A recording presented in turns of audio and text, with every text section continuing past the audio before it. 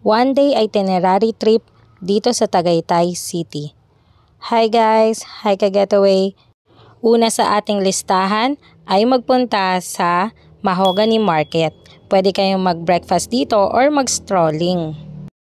Sunod naman ay dito sa Puzzle Mansion. Isa itong museum ng mga puzzles. Maaari kayong magstay dito ng 2 to 3 hours. Kung naabutan na kayo ng lunch, pwede kayong kumain dito sa Tito B's Bulalo House. Kung hindi nyo pa napuntahan ang City Hall ng Tagaytay, pwede kayong mag-side trip dito. Malapit lang din ang Sky Ranch dito, isang amusement park. At pinakahuli, magmerienda dito sa Mushroom Burger. Tamang-tama yan bago kayo umuwi. Kaya naman kung wala pa kayong naiisip na itinerary trip dito sa Tagaytay, maaari nyo subukan ito. See you on my next getaway!